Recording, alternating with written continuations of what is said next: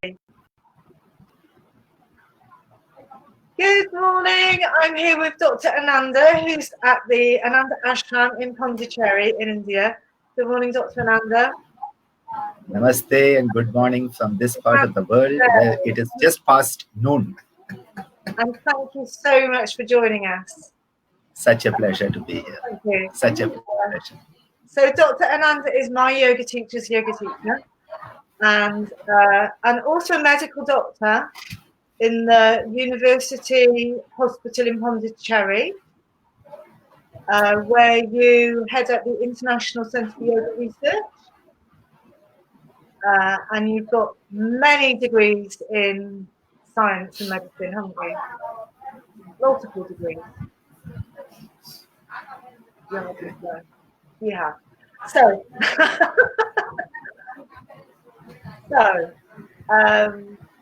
thank you very much for joining us. Such a pleasure. Such a pleasure. And I was just wondering how lockdown is for you and the family in the ashram, and yes. What's your offering to make lockdown easier? Yes.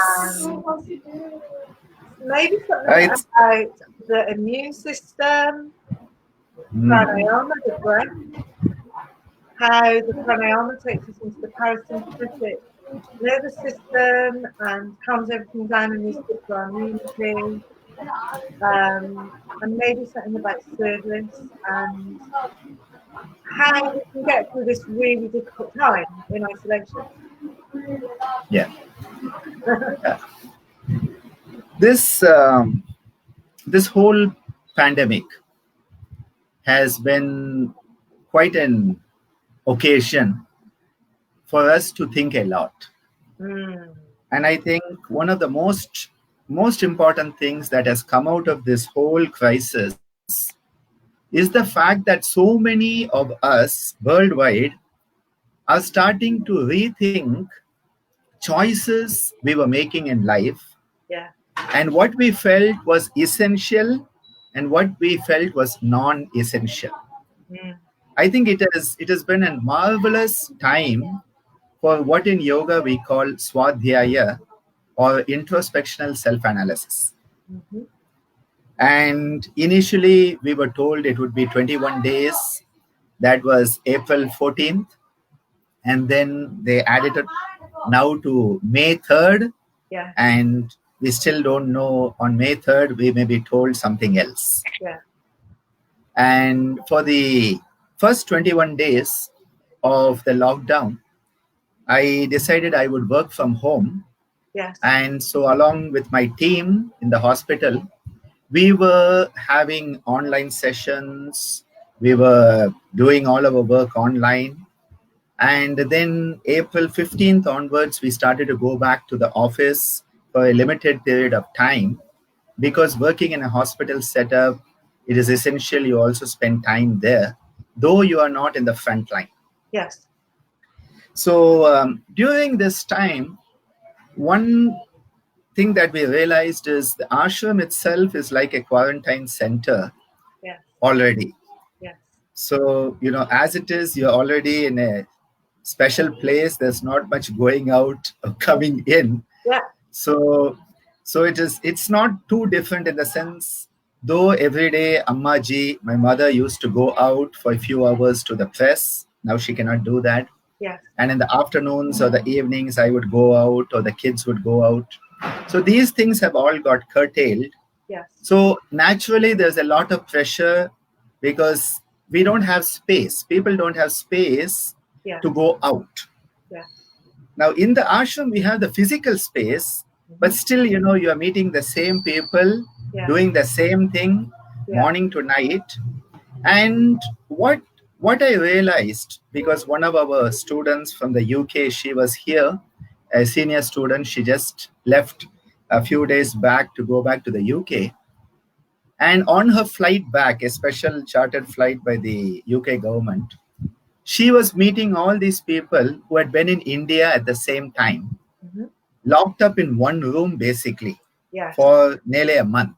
Yes. And she was just telling my mother in an email, which goes through me.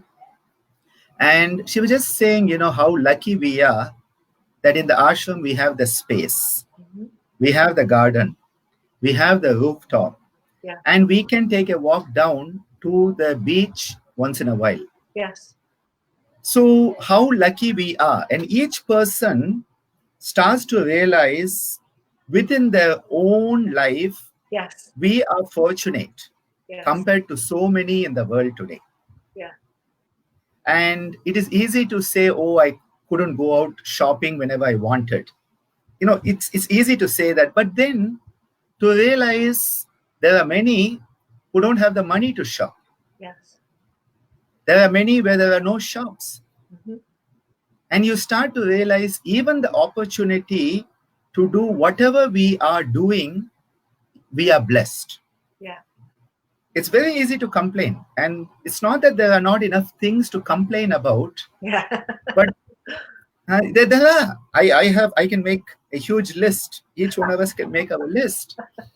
But when we start to see how fortunate we are to have the choice to stay home, how many people have that choice? Many people don't have that choice. Yes. So when you have a choice to stay home, and if you are blessed to be part of yoga, that is the greatest blessing. Yes. And I think people have got more teaching from me online in the past month than in my whole life. Yes. And that is like in 1 month, people have got more online teaching than in my whole life. And that's 48 years. Today is, in fact, my star birthday according to the Indian calendar, though it was April 16th. 48 years of life, and in 1 month, people have got more. Wow. And it is amazing. Now, if a month or two ago you had asked me, Dr. Ananda, what do you think about online teaching? I would have said no. I remember you saying that in the past. Yeah. I would have said, no, you cannot do it. Yes. You have to be in person and you have to be with the person. And what I have learned, again, they say necessity is the mother of invention. Yes. And we have been pushed into the corner where we have no choice. And this power of no option or no choice is so important for transformation to occur. Because given a choice, we will choose the pleasant over the good. Always. Yeah. So what happened? Nature said, if I give you a choice, you humans are not going to do anything about the planet. Yeah. Nature sent us tsunamis, earthquakes, typhoons, cyclones. It sent us everything. And we didn't listen. We said, no, it is too tough. We cannot prevent it. How can we stop flights? How can we reduce cars? How can we stop going out? And Mother Nature said, here is a small virus that you cannot even see. And Mother Nature says, give it a try. And suddenly we realize, yes, this world can reduce the number of flights. Yeah. This world can reduce the number of vehicles. The cost of gas last week went into the negative. Yes. Isn't that amazing? Yeah. Where gas companies were theoretically paying people to take the load off the company. Wow. So Mother Nature in this is again reminding us that we are her children. We are children of this planet, Mother Earth. We thought we were the boss. Yeah, that's true. You know, when the babies are small, the babies think that they own everybody. Yeah. Because the baby cries and everybody comes running. Yeah. The baby cries, the baby gets food. The baby, throws a tantrum, gets pampered. And so the baby says, I am the most important person in this household. That is exactly what we human beings have been. Spoiled brats. And Mother Nature said, doesn't matter how many warnings I gave you, you didn't listen to me. And it has blown my mind. What has blown my mind is we got so ready with all our weapons, nuclear weapons and borders and walls and, prospective walls and retrospective walls and all of that. Yeah. We thought that we thought we were going to fight this huge enemy. Yes. And there's an enemy you cannot even see. Yeah. And we have no weapons. And what has been the weapon? The weapon has been stay home. It's quite amazing, actually, that what yoga has been always teaching the individual is go inside. Yes, absolutely. And that is so challenging. It is so challenging. So because we are scared of what's inside. Yeah. Absolutely. We are scared. We are scared. Because it is unknown. It is something that we don't want to see. Yeah. And yet, nature, life, Mother Earth, the universe, intelligent design, God, call it anything you want, has said, you humans need to take a strong look at yourself. Yeah. And what is very reassuring for me is many people are actually taking another look at themselves, society, and humanity at large. Yes. Yeah. So though we have this fear pandemic, along with the COVID-19 pandemic, we have the fear pandemic. Yes. Yeah. Because it is unknown. Yeah. See, if we could see a huge tiger, if we could see Godzilla like in the movies, and we had people shooting, missiles at it, we would be okay. Yeah, something is being done. Yeah. Here it is unknown. Yeah. It is the unseen enemy. And it scares us. It really, really scares us. And what has happened is the fear psychosis has taken over. Yeah. And social media and the media circus is playing this up more and more and more and more and more until it's like, how can you not be afraid? Yeah. How dare you not be in a psychotic, fearful situation? Exactly. How dare you not be afraid? Yeah. You have to be afraid. That's the culture. How dare you not be afraid? Yeah. That the new normal is to be scared. Yeah. And if you're not, they think something's wrong with you. Yeah, something's wrong with you, or you're disrespectful. If you smile, rules. Yeah, of course. You are disrespectful. Yeah. Yeah, because you're not scared. If you smile, you are disrespectful. Yes. Yeah. So I have a lot of trouble. Yeah, I get in a lot of trouble when I go shopping because I walk around smiling, and people are like, "Don't you realise people are dying?" But it's really sad when a loved one dies, and people die every second of Absolutely. every day. Yeah.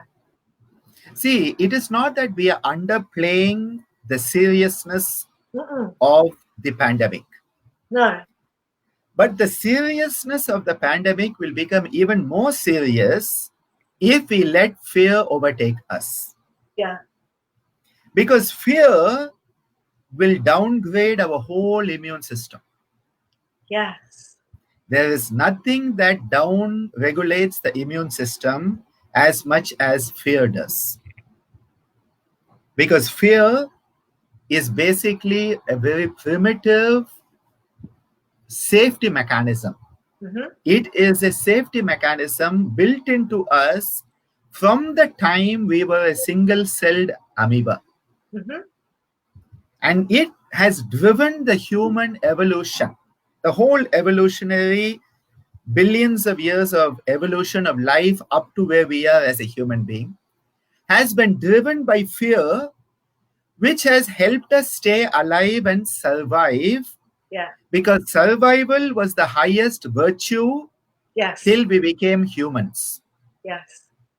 Yeah. Once you became a human being, there are other higher virtues. Survival is not the highest virtue anymore, or shouldn't be. It was the highest virtue till that point that we became a human being. Now the higher virtue is to be able to transcend fear, and come from a place above it. Yes. And this whole fear mechanism is part of the limbic system.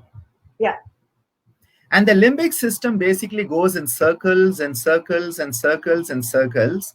And you know what happens when wind goes in circles again and again? It becomes a whirlwind, a tornado. When water goes in circles, it becomes a whirlpool and pulls you down. Yeah. Both of them pull you into it and way away from where you were. Yeah. The same thing with the limbic system. Once you get into it and you start to get caught up in it, it starts to go faster and faster and faster and faster and faster and faster, and you lose all control. Yeah, and I've experienced that myself in lockdown, in the second week of lockdown. Very much. The third week, I experienced that for a couple of days, and then I realized, wow, I really need to change something here. So true.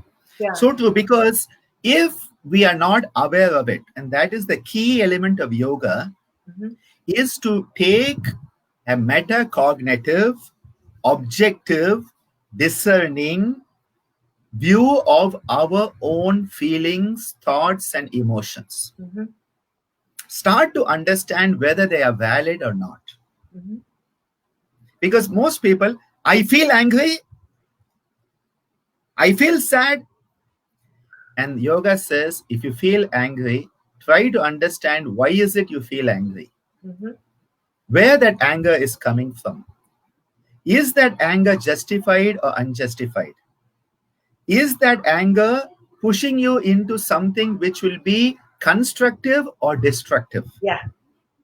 And that is why the higher aspect of us, that is the metacognitive part, which is our prefrontal cortex, that is the part that yoga deals with. Yeah. Not the stretches. The stretches and all, that is just part of the technique. Yes. But the whole concept of yoga is to start working with the prefrontal cortex, which is the zone of consciousness. Yeah. This is the zone of consciousness. In yoga, we call it the Chid Akasha. It is the conscious zone. And this is the region which can actually help you take that step back approach. So instead of getting anger, you are like, why am I angry? Yes. And the moment you ask yourself why you're angry, and you take a look at yourself as if you are somebody else, you realize how stupid you look and behave when you're angry. So true. And the moment you do it, you can stop. Yeah. You stop becoming a victim of the emotion. Yeah. We are often victims of emotion, and fear is a very primitive, strong emotion. Yeah. Because it threatens our very existence. And what is that existence? It is me. And why am I threatened? It is they. Yeah. So it is the duality. They threaten my existence. And immediately there's a duality. And because this is an unknown enemy, we don't know what to do. Yeah. And so we have to put a face to it. So that face becomes whoever we already don't like. Yes. And so immediately... I've really noticed this. Yeah. So it's like, you have this invisible enemy. Because you cannot see it, you put the person who you don't like there, and then everything becomes their fault. Yeah. Now that person may be your husband, wife, child, neighbor, teacher, friend, doesn't matter who it is. Politician. That's what we said it at the same time. I get angry with politicians, and then I see people in America on Facebook getting angry with politicians, and I think, well, that can't work because it's global. It's global. It's global. It can't be political. We elect them. So yeah, we elect them. Yeah. So it is us. It is us ultimately. Yeah. We cannot blame anybody but ourselves. Yeah. We can say the system and all that. Yeah. But fear, what it does is fear is based on an old memory that is stored in our hippocampus, which is part of the limbic system. And what happens is the moment we are in lockdown, we start to have all the old memories whenever we were put in a claustrophobic situation. Yes. So what we are reacting to is not today's lockdown, but all the primitive memories that we have been in a claustrophobic situation. Yeah. All of that is coming. Yeah. And that is exaggerating the whole thing. Yeah. Because we know very well, today staying at home is good for us and good for others. We know it. Yeah. This part of us knows it. But then there's another part of us that says, I have to go out. Yeah. Because I am me. Yeah. And what happens is that we are constantly battling the part of us. It's like the Jekyll and Hyde. Yeah. We are constantly battling one part that knows that we have to go through this and we have to face reality. Yeah. But then there's another part which says, I am me, I can do what I want, and it is my freedom to do whatever I want. Yes. Which is why you have thousands of people on the beaches. Yeah. Yeah. Because I am me. Now, fine. I am me is fine, but then it is also about the we.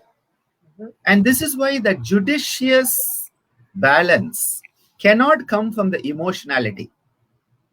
Emotions have no judicious balance. Mm-hmm.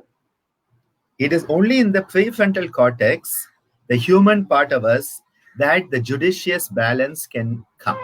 Yes. How do we get that? That is where pranayama comes. Pranayama, yeah. And that's not widely known. I find when I'm teaching yoga that quite often people get disappointed that I'm not teaching gymnastics, actually.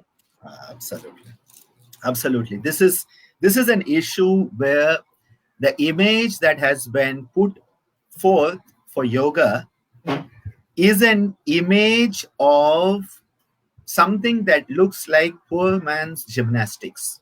Yeah. This is actually what has been put up. Someone who cannot be good at gymnastics, get into yoga and show off your half-baked skills. This has become the image. Yeah. And we have to break it because of that, people think I cannot do that. Yes. Whereas, as the wonderful Deshikachar once said, if you can breathe, you can do yoga. Yeah. And in our own hospital, we often go into the intensive care unit, post-surgery recovery unit, and we are given yoga therapy prescriptions. We are called in and they say a referral, can you give them some yoga therapy? Yes. And often people look at us, they say, what are these guys doing in here? Right. But we help them to breathe. Yes. Because the moment you start to breathe in a proper way, you start to heal yourself. Yes. So it is not about breathing just for the lungs. People think breathing is for lungs. It's not about breathing for lungs. Breathing is for every cell. Mm-hmm. Every cell in the body requires oxygen to function optimally. Yeah. And we are not breathing properly, most of us, because nobody has been taught how to breathe. Yeah. It was taken for granted. Yeah. So the emphasis on learning how to utilize each and every segment of the lungs. My father used to often say, yoga is right useness. Using everything that we have been given in the way it is to be used. We have been given lungs. Mm-hmm. These lungs, if you spread out the alveoli in one lung, it would fill a whole soccer field. Wow.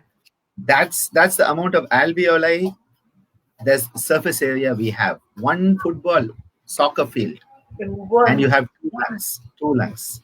Wow. Now, people are not using it. Yeah. They have a soccer field to play, and they are playing in a table tennis table, a snooker table. Yeah. This is the mental image people need to understand. Yeah. We have been given this capacity. What we are using is so less that the moment we have trouble, we don't know what to do. Yeah. But we don't realize we have that extra 80 or 90% that has been unused. Yeah.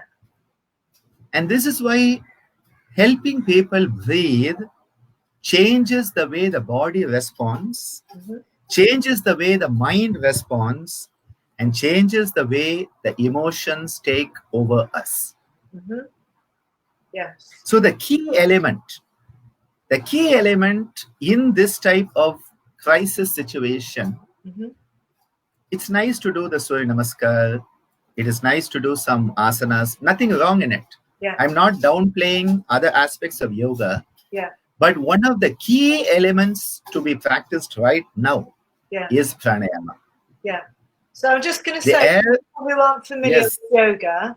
What you're saying, the Surya Namaskar, that's the sun salutation sequence. It's called in England. Yes. And then what you call asana, that's the postures that people see photographs on Instagram of people just doing postures in the woods. And then the pranayama is the breath work. Absolutely. You are familiar with yoga. Yeah. With Sanskrit, yes. So what we are doing is we are changing the way we approach the breathing process. What is the normal breathing process? It is automatic, it is autonomic, and it happens on its own. From the morning, so many of us would have been breathing and we never even thought about the breathing process. Yeah. That is common. Nothing wrong in it. That's just how life goes. Yeah. Now, what is happening in yoga is we are saying, I am going to breathe in a certain way. I am going to breathe for a certain duration. I am going to breathe into certain parts of my lungs. I am going to use different counts, different ratios. I am going to hold in the breath. I'm going to hold out the breath. I'm going to exhale much longer than I inhale. I am going to use sound because sound enables us to breathe out longer. For example, if I tell someone, take in a count for 4 and breathe out for 8. After some point, they say that's a bit too long, Dr. Ananda. I find it difficult. Yeah. Say, okay, no issue. I say, when you breathe out, let's make a humming sound. So we breathe in and we breathe out.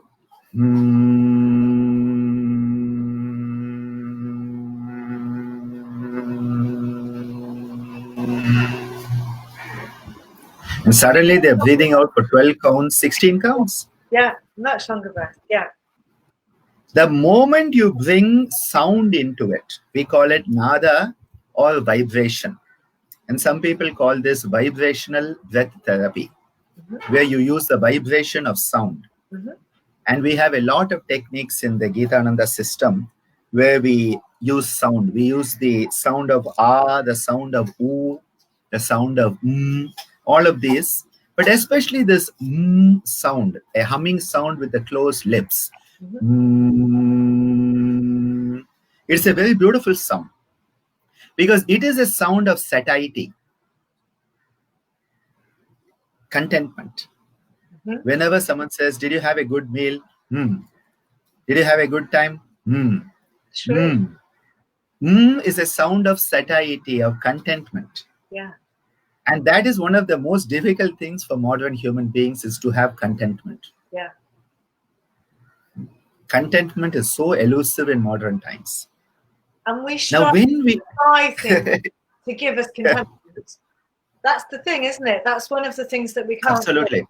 We can't go shopping for contentment. We can't go out for coffee for contentment. And that's a big... It is so important. It has to come from within.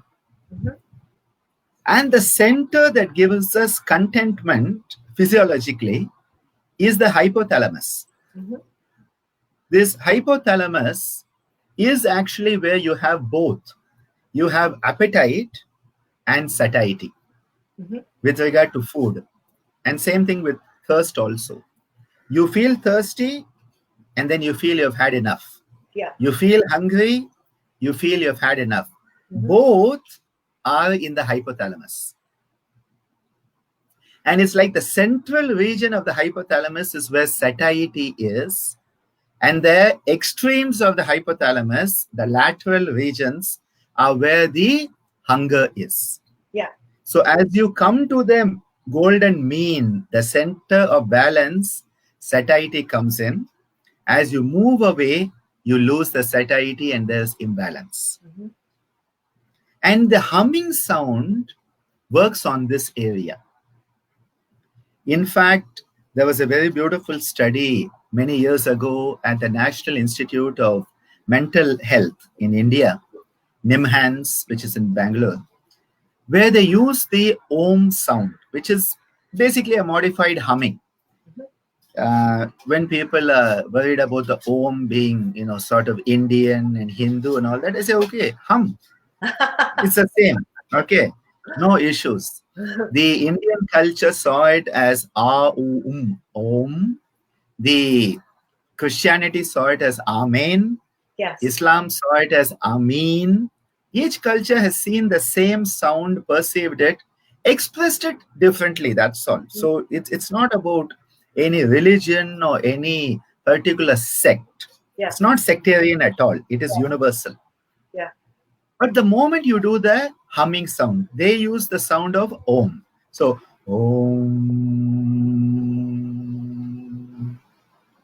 And they did functional MRI scans. These are scans of the brain areas to see which parts are, working at that time. And they found that the Om, the humming, reduced the emotional overactivity of the limbic system. Wow. The same area that is to do with our fear. Yes. That emotionality of fear and limbic system. And that is why this humming attenuates, brings down, subsides the overactive emotionality and emotional volatility. Amazing. So if I were to say there is one practice that everybody should be doing right now, it is just humming the heart. Amazing. Humming to the heart. Like Winnie the Pooh. Absolutely. Yeah. And what is most interesting is the Indian Yoga Association. And this is a body of all the major Indian traditions of yoga. Couple of weeks ago, one of the first organizations in the world, yoga associations, to proactively start doing something. And about 3 weeks ago, I'm the director of publicity and public relations. So part of my job is to get the message across to the world. Yeah. We started what was called and is called synchronized global prayer. Yes. And this synchronized global prayer is being done at 8 a.m. and 6 p.m. Indian Standard Time. Yeah. But what is most important is when the choice was made, what would be the central practice? It was 27 rounds of humming sound. This is called Brahmari, the bee sound, the bee-like humming sound, breath practice, pranayama. But leave the name out of it. Yeah. Humming. 27 rounds of just breathing in.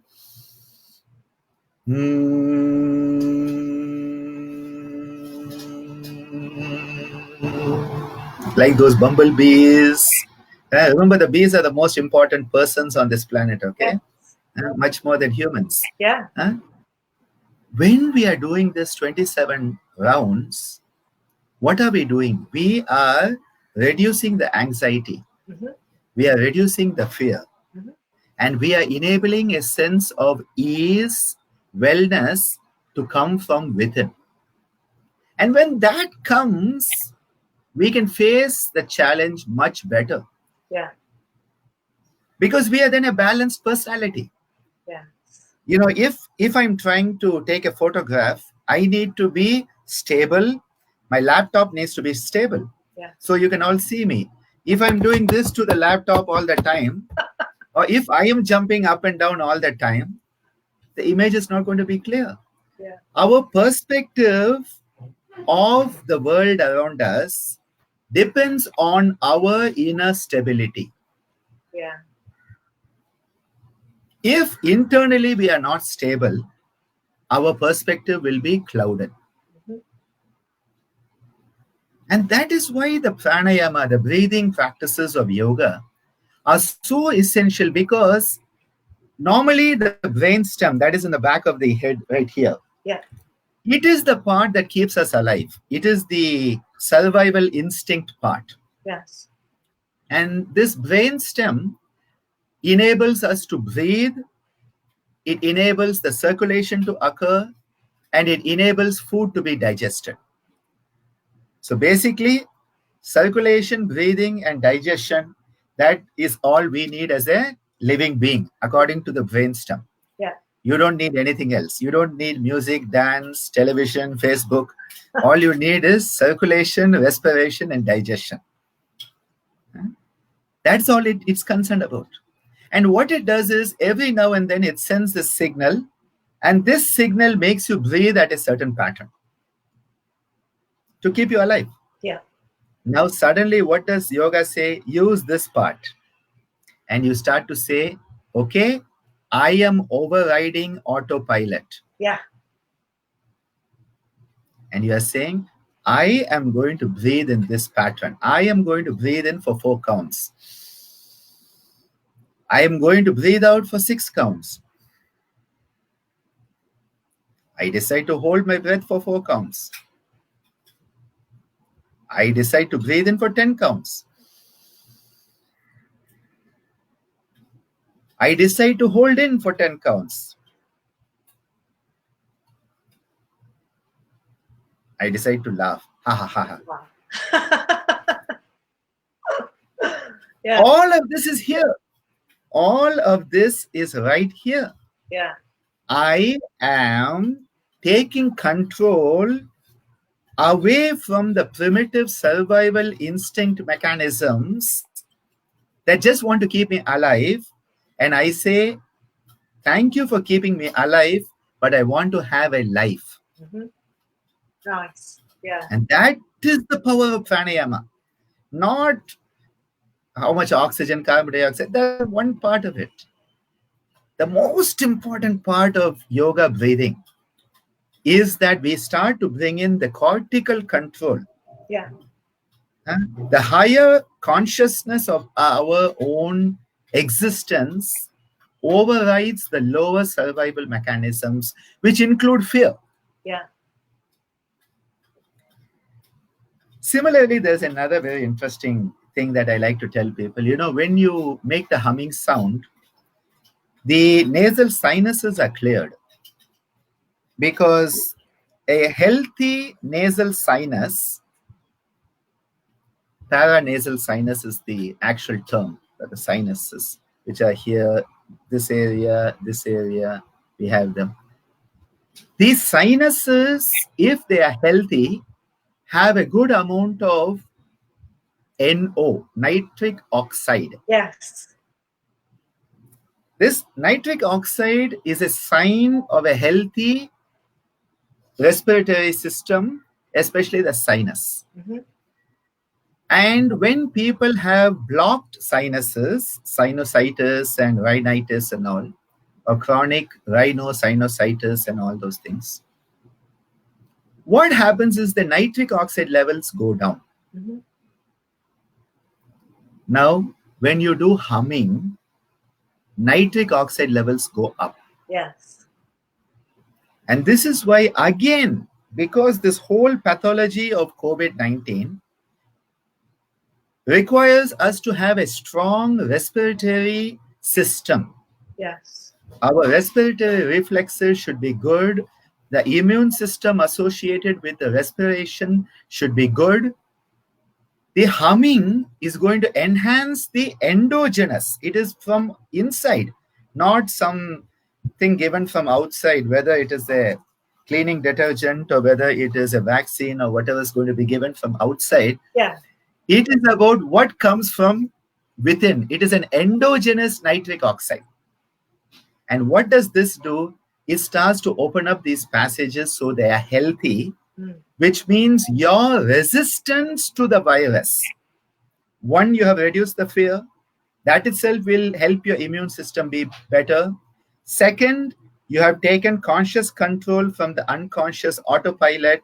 So you are starting to take responsibility for your own health and wellness. Yes. And third, you are actually even physically protecting your respiratory apparatus by the humming. And this is why again and again, if we do nothing but hum, we are going to be helping ourselves out of this from an individual point of view. Yes. Now, from a medical perspective, yes, we are going to try to find a vaccine, and then we are going to try to find drugs, and we are going to try to find, all of that is fine. That is a modern medical perspective. But ultimately, all of it depends on how compromised our immune system is. Yeah. So if we can strengthen our immune system from within, one is by taking control of our emotional patterns, by letting the cortex come into play. Yeah. That is where the yogic breathing comes in. Yogic attitudes, to look at how fortunate we are, rather than all the small thorns. Yes. And there is an old analogy I used to give. Life is like a forest filled with thorns. Now you have two options. One, you spend your whole life picking up each thorn you can find. Yeah. The second option, get a beautiful pair of shoes and walk through it. Yeah. Nice. Yoga is that beautiful pair of shoes that enables us to walk through the thorns of the life, the forest, without getting affected by the thorns. Amazing. I love that analogy. I've not heard that before. It is, now somebody may say I'm being a bit sacrilegious, equating yoga with shoes, but that's the risk I take with my humor. It is so important because it is very easy to say, oh my God, the world's going to end. Okay, if it ends, so what? It's done. Yes. It's done. And what are we going to do about it? No issue. If the world's gone, thank you very much, God, for the opportunity we had, and maybe there'll be a better world. No issues.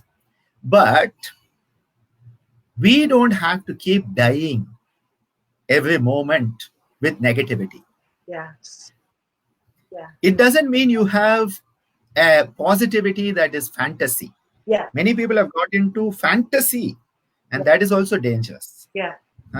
Suddenly tomorrow the doctors will find a cure, and by next weekend we'll be out partying. That is fantasy. Okay, that is fantasy. Yeah. We need to be in reality. But reality doesn't have to be a negative approach of reality. Reality is to see what is and what can I do about it as an individual. Yeah. That's all. It's not, oh my God, the world's a bad place. Okay, the world is a bad place. What can I do as an individual to change it? That is in my scope of practice. Yeah.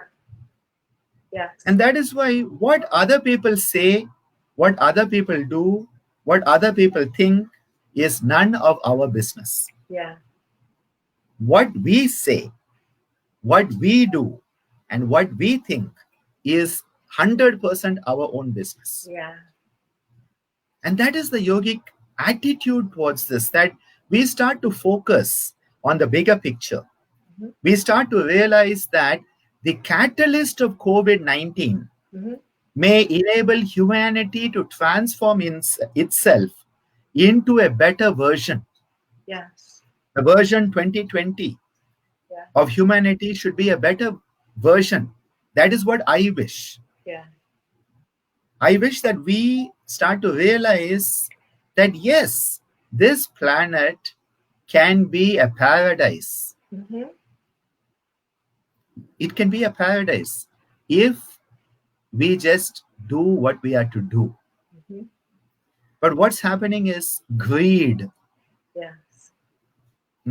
Greed, greed, greed, greed. And that is why we are having the issues we have today. Yeah. So I think the opportunity, my interaction with thousands of people over the last few weeks online has been that many people are starting to realize that yes, this is an opportunity for transformation to occur. Mm-hmm. This is an opportunity for us to take our foot off the gas, literally and metaphorically. Yeah. And to realize we don't need all the stuff we were shopping for. Yeah. We don't need, people were running out for stuff that now we realize we don't need it. Yes. We start to understand what our priorities are. And all of that. Who are the people who matter? All the time that we spend shopping, we can spend with our loved ones. Oh my God. Because that's the main thing, isn't it? That everyone wants to be with their loved ones.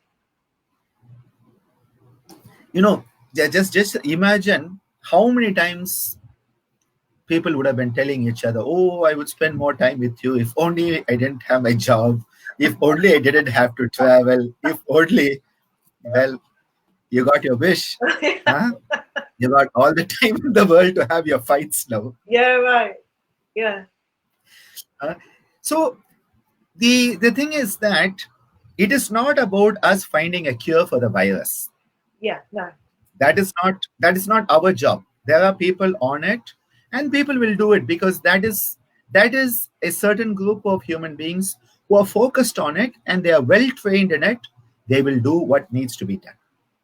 But what are we to do as an individual? I think that is what yoga is telling us. Yeah. Is to take a step back. Look at our priorities. Mm-hmm. Look at the way we are approaching life. Yes. Look at relationships. I think relationships, this period of time has been a vital time for relationships. Yes. Yes. And I used to think that relationships were based on person, but even I realized online, being online with people and having people be online with me, it is also another type of amazing connectivity that is happening. Yes. Because physically, we may not be able to be in the same place at the same time. But through the online system, we are actually in the same place at the same time. Yes. Yeah, it's true. It is like, we are now having this conversation. Yeah. We are actually in the same place at the same time. Yeah. Which physically doesn't happen. Yeah. And this is why when we start to take another perspective of this, we will start to realize that yes, in this dark time, there has been a very strong ray of light. Yes. A strong ray of light. It is not just the silver lining of a dark cloud. It's a strong ray of light of consciousness. More people connecting, more people starting to understand that we need to change. I think, the whole crisis will be worth it in the end. If even 20% of humanity changes. Yeah. I'm not talking about 90 or 100%, 20%. Wow. Yeah. Yeah. If just we say that, okay, I have learned, I do not need these things, and we stay there. Yeah. The danger is the moment the malls are open, everybody rushes them. Yes. The moment the flights start booking, everybody jumps on the next flight. Yeah. I think that is going to be the defining moment in human history which will define us as a race, whether we are capable of learning lessons or not. Yeah. Because now we don't have the choice. There are no flights. Yeah. So even if I want to get on a flight, I cannot go there. There are no shopping malls in Pondicherry. There are no movie theaters. Yeah. So I cannot go there, even if I want. Yeah. Now the question comes, when they open up and I have a choice to go or not to go, what am I going to do? Yeah. Am I going to support a multinational, huge corporation or local businesses? Yes, absolutely. This has been my pet peeve for so long. Yes. And I think I never wish anybody ill. Yeah. But one thing I'm very, very happy is that people have had to go back to local businesses. Yes. Yeah. People have had to go back. In India, we are blessed in that way because every street corner we have a vegetable vendor. Yeah. We have a small shop that is still local. Yeah. And these are the people who are assisting society right now. Yeah. Not those big companies. Yeah. Those big companies are shut. They are not doing anything. It is the people who are local.